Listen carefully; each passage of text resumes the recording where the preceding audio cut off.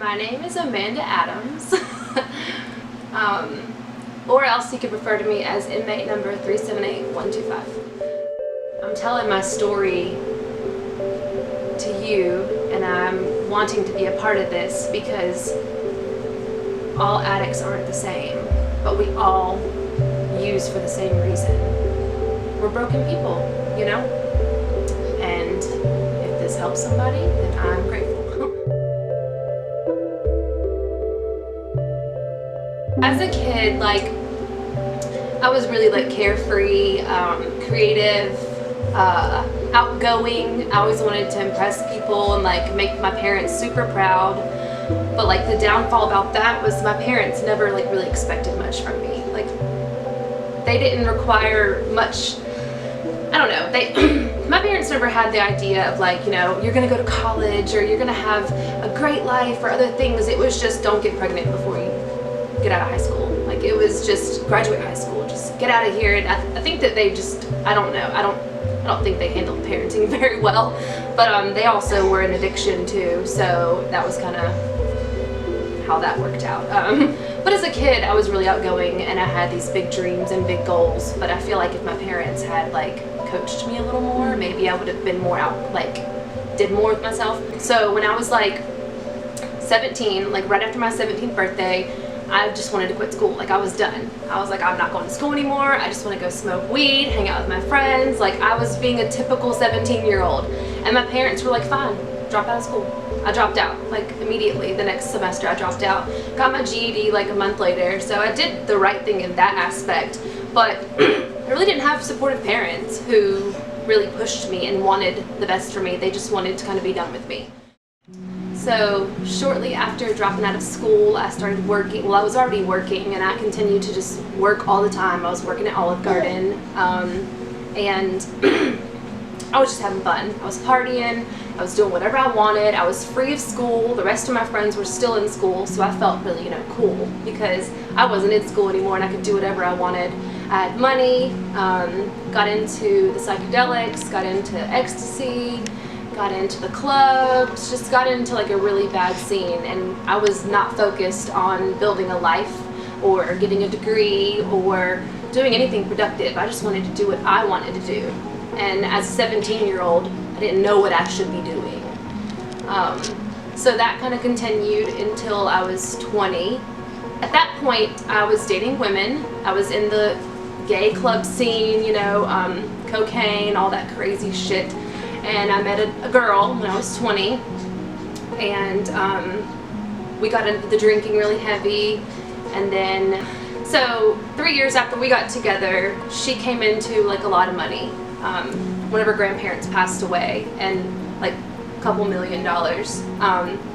And I was introduced to heroin by a friend of a friend, and I had all the money I needed and all the money I wanted, and I found a drug that finally made me feel like I fit in. It made me feel like I was confident because I had body issues as a kid. I had an eating disorder, so I found the drug that made me feel like I belonged. And fast forward 7 more years later, I stayed on that drug for 7 years. It was really bad. But along those 7 years, I caught many charges. I went to prison. So I was in prison total 2 years. I went in 2017 and I got out in 2019. And before that I had been on probation multiple times, basically getting a slap on the wrist every single time, and then I would just get back out of jail or get off probation, do the right thing, But yeah, so it was just every day I woke up to get drugs. And my goal that day was to get the drugs, and the girlfriend I had at the time, she was addicted too, so we both were just coexisting to get that drug to feed that need. We were both on heroin. It started out with pain pills, and then I found heroin, and of course, me being the addict, I was like, hey, you want to try this? It was sick, and she got addicted too, and I knew if I got her addicted, we both could keep feeding that. And that's sick, but that's the truth of addiction, is that when you have an addiction, you will feed anybody who can help you get that drug. In 2016, I think at this point I was 26, and I was trying to clean up my act because I knew that I mean, I had overdosed so many times. I had been in places I didn't want to be, situations I didn't want to be. I was tired of being sick and tired, and I wanted to clean up my act. So me and the girlfriend, we broke up just briefly, and I went and stayed with my high school boyfriend. His name I'm not going to say, but I went and stayed with him, and ended up getting pregnant by him. And he, you know, I don't want a kid, I can't do this, so I reached out to my ex-girlfriend, the girl, and she was like, yeah, sure, come back home. So I went back to her, pregnant, and she continued to use. I had a few issues where I used when I was pregnant, and I had him in June of 2017. I'll get completely honest with you, like, because I want this to be completely honest. I smoked weed up until I think 4 months because I was so sick. Anytime I would eat, I would throw it up immediately. I continued to use pain pills the whole pregnancy. I never used heroin or meth, but I still used pain pills. I took a few Xanax and I smoked weed. And I would go to the doctor. I went to the doctor every time I was supposed to go, but I popped up for weed and Xanax and pain pills. So they got DSS involved.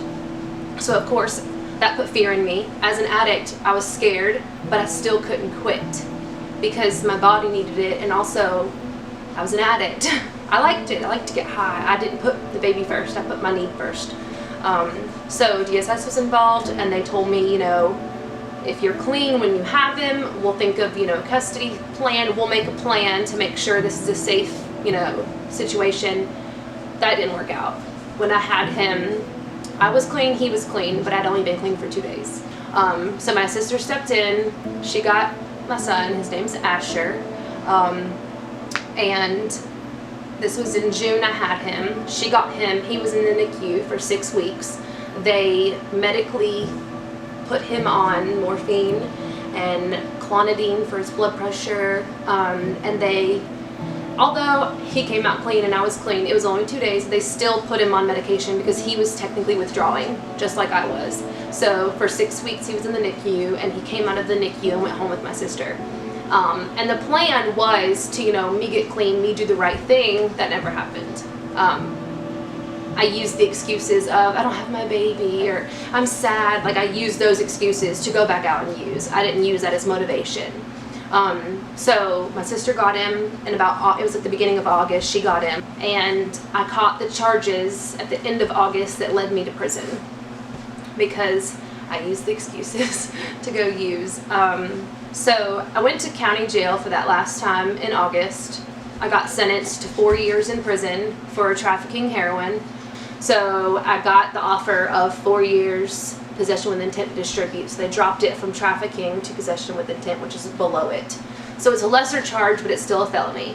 Now, mind you, I already have like 4 felonies of drug charges prior because of my lifestyle. And that influenced how much time I got, and, you know, my history definitely affected me going to prison. When I got arrested that last time, I knew I was going to prison. Like, I knew it. I even had a paid lawyer. My girlfriend at the time, she paid for a lawyer. I think we paid $12,000 just to negotiate 4 years. So it could have been longer. October of 2017, I got sentenced to prison, and I'll never forget the night before they took me to prison, because they come to county on Thursdays and they pick the prisoners to go to a CDC in Columbia. They pick them up on Thursdays. I'll never forget, you know, I'm going to prison. My child is no longer in my custody. I've lost so much, and a girl comes into county with meth, and I got high on meth the night I go to prison. I went into prison out of my mind on meth, because I had gotten into meth right before I went to prison. I had been messing around with it because I was messing around with anything, honestly, anything to get me out of myself. With meth, I got into that because it got me off the heroin. I had a really bad overdose, and I woke up in the hospital, and they told me that I almost killed myself. Like it took a lot of Narcan to bring me back, and Narcan is a drug that cops carry, a lot of addicts that I know carry, a lot of people have it. It's either shot or an inhalant that brings you back from the side effects of opiates. So that last overdose, it scared me really bad. And now mind you, ever since 2016, I've been trying to clean my shit up and couldn't do it. So that last overdose scared me really bad. And so I switched to meth because it helped with the withdrawals and it sent me in the other direction. And then that was a whole tailspin. Like, you never eat, you stay up for 7, 8, 9, 10 days. I remember the first time I stayed up on meth, and the first hallucination I ever had, I looked into an ashtray and there were like hairs swirling really fast, and my brain, I was like, that's not real, but I still didn't go to bed. I stayed up for like 4 more days. Like, I think the longest I stayed up was like 8 days, and I know people who have stayed up for 2 or 3 weeks. I could not imagine, but that's the life I lived. Like, I didn't care the side effects. I didn't care at all. So I went to prison. I did almost 2 years. You go through an initial receiving 30 days where they quarantine you and they give you all kinds of tests and place you somewhere on the yard, and I went through that, got placed. The weird thing about addiction is that you meet people or you know people who are in prison. Like, you have friends. Like, my best friend was in prison. So in my mind, I was so excited to see her. Like, she gets out in December after doing 8.5 years for drug charges. So in my mind, I was like so excited to see her. It didn't realize to me that, like, Amanda, you're going to prison. That's not me. Like, I literally just like to do drugs because it made me feel good. So anyways, I got down there and it was more exciting to me than the reality of it. The reality of me where I was at didn't hit me until I think I got that first visit from my sister. My sister would come and see me down there. We had visitation. But the reality didn't hit me until my sister came, and her and I had a real honest conversation, because my sister, she supported me no matter what, but I always pushed her away because I didn't want her to be a part of my active addiction, and she did not like my girlfriend because we didn't do anything good together. So me and my sister were really close as kids, best friends. I looked up to her. She raised me more than my mom and dad did. But in my addiction, we didn't talk much, you know. I remember when my niece was born, I was super high at the hospital, and my sister knew it, but she wanted me to be there for the memory, you know, of my niece's birth, and my niece is going to be 6 in December. So my sister and I are close. So when she came and saw me, I broke down. Like, I broke down completely, because that was the moment when I realized, wow, she has my child, she has my niece, and I'm sitting in prison. Like, what am I going to do after this? I realized that I was going to have to get out of prison and continue with my life that I'd fucked up so bad. I was going to have to do something, because I couldn't just die. Like, my time would expire there. The me that's sober, the me that I am now, I have dreams and goals and hope, and that's what's gotten me to where I'm at today, is that hope and that drive. So I knew it was in me, but the drugs just buried it down deep and let me be hopeless, you know? So I had to sit there and think for 2 years about, what am I going to do when I get out? How am I going to answer to Asher when he asks me questions when he's older? You know, how are my sister and I going to work these things out? How am I going to live, you know? What am I going to do? Because I planned on getting out of prison and starting my life over completely. Like, I didn't want to go back to that girlfriend. I didn't want to go back to that city. I didn't want to go back to anything I was doing before, because clearly it didn't work for me. So I started talking to some people closer to my release, because I went up for parole in June of 2019. I went up for parole because when you get sentenced to like 4 years, they'll do good behavior half that time, and when about half that time comes up, they'll put you up for parole, and you can go to the parole board, apply, and they'll decide if they want to let you out on parole. So I went up for parole in June of 2019, and I got approved. I will never forget that feeling of knowing that I was going to get to go home. But then I got scared, because I was like, oh shit, where am I going? Where am I going? So I talked to the release people. There's like a release program people, and they help you with things when you get out, like food stamps, Medicaid, and places to go. So the guy, he introduced me to Oxford House. So those are like recovery houses, and they accept people out of prison or off the streets, and they basically help you learn how to pay your bills, how to live in a house, do your laundry, make your bed. Like, I knew how to do all that, but I had bad habits because I was an addict. So I applied for one here in Columbia because I did not want to go back to Rock Hill because I knew that would not be good. I grew up there and it just wouldn't be good. So I applied. I got accepted in Columbia, and I remember it took until August, June, July, yeah, 2 months for me to get approved and get all that stuff worked out and then get out in Columbia. So I got out of prison. I'm in Oxford, my first day out. You know, I'm feeling anxious and nervous.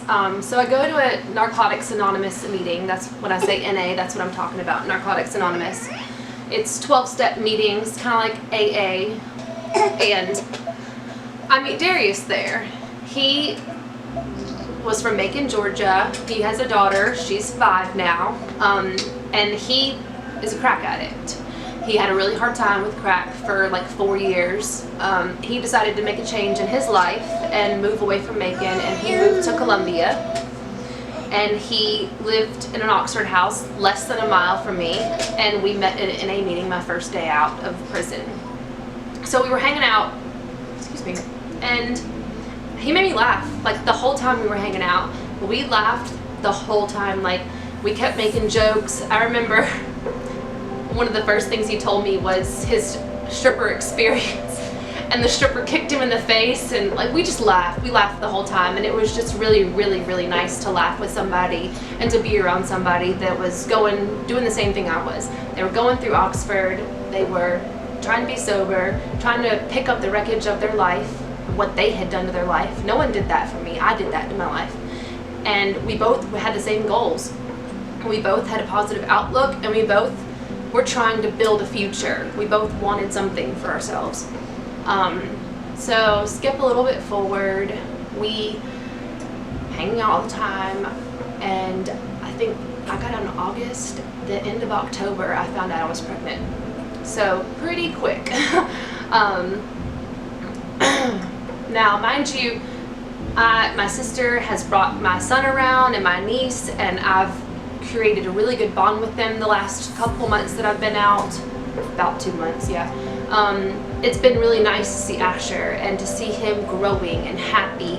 My sister and I have had long talks about how, you know, how the dynamic is going to be in our family, and it's really unorthodox, but I'm his aunt, and I will be his aunt until there's a day that he can understand what really happened. I don't want to hurt him, but I know that his life has to be protected over my wants or needs. So I'm really enjoying the times I have with my niece and nephew, because those are moments she'll never get back. So I find out I'm pregnant. I tell my sister. She's the first person I told, and I remember she was like, I'm so fucking happy for you, you know, this is just what you need. I'm not saying that this is the right thing, it's so fast, but I'm so happy for you, because I had confided in her and told her how much I liked Darius, how good of a guy he was, and how he just made me feel accepted, loved, desired, just normal. He didn't make me feel crazy. He knew I had issues from my past. He knew that I dealt with financial abuse and all that crazy stuff, and he loved me for who I was. Like, I just immediately fell in love with him. So it was a really good situation, being pregnant by someone that I knew was not going to leave me high and dry, was going to support me, and wanted the same things I did. In July 2nd, I was induced at 39 weeks to have Miles. So we had Miles in July, and I think August, I was at work, a day shift. I think it was on like a Tuesday, and my parole officer calls me, and I feel my phone vibrating, and I was like, oh shit, there's my parole officer. Let me answer the phone. Now, mind you, I have not tested positive for anything. I have not done any drugs. I have not messed around. I've done all the right things, paid all my money, like trying to do the right thing. And she calls me and tells me, you know, we're going to release you from parole. You know, you're done with us. We're very proud of you. You know, you can move on with your life. So a year after I got out of prison, I finally got off parole. So at that point, everything I'd worked for the last year definitely culminated into like a really happy moment. Like, I remember like freaking out at people at work, and they're all like, oh my God, what's wrong with her? And I was like, I'm off parole. Like, you know, this is a goal of mine. I've achieved it, you know? So that's how that kind of went. But all in all, I can say one thing. It feels really good to be able to be a mom, be present, make the right choices for an innocent being that are good choices. I wouldn't change everything that I did. I would change the people that I hurt, the people I hurt and how I affected them. I would change some of the decisions I made, but I wouldn't change what I did to get me here, because it changed me. I hate the people I've hurt, and I hate the way I affected Asher negatively, but at least I'm still alive. At least I'm still here, and I can teach somebody something about my story and addiction, and I can help somebody. Because if I just help one person, that's all I care about. You know, hopefully it'll be my children. But if I can just help one person understand that addicts aren't bad people, we make bad choices because we're missing something inside. So we reach out to substances to fill that void. I don't think I got from my parents what I wanted or needed. I didn't feel accepted from them. I second-guessed myself because of the way they raised me, and I sought out drugs to make me feel better. So, all in all, I have so many stories that people are just like, what the fuck? You know, I can't make up these things. These things really happen. The people I've met in prison, the experiences I've had have made me aware that hurt people, you know? So I literally couldn't ask for a different life, honestly, because it wouldn't make me who I am today. I'm able to make friends with people I never thought I'd be friends with, you know? I'm able to be honest about my story, even though it hurts, and even though it sucks, and even though I look like a bad person sometimes, I'm able to be honest because it's my truth. I live in my truth, you know? That's how I don't know. That's just where I'm at. Life is good. It's stressful having a 4-month-old, yeah, but I wouldn't trade it for the world, you know? Darius works during the week, and I'm home with him. A lot of people would be like, that's crazy. Why don't you want to get out and do stuff? I genuinely, I enjoy my days. I enjoy being able to be here for him the way I wasn't for Asher, you know? It hurts. It hurts that I can't be there for him, but when I see him and he runs up to me, Aunt Mandy, and hugs me and squeezes me, like, that means so much to me because I'm able to be a part of his life. And one day, he'll ask questions and I have answers. Like, I will tell him the truth and my sister agrees, you know? Our story is funny. We call ourselves sister moms because we literally are sister moms. My story is sad at points, but when you look at the person I am today, a lot of people I know are proud of me. A lot of people in my family text me randomly, I love you, I'm proud of you, you know? It's the memories that mean the most to me now. It's the moments that I have with family and friends. And it's the relationships that I've built over this last year and some odd months. Columbia was the best choice I ever made to change my people, places, and things. If you could compare my life before prison to my life now, I don't even know who that person is. I don't.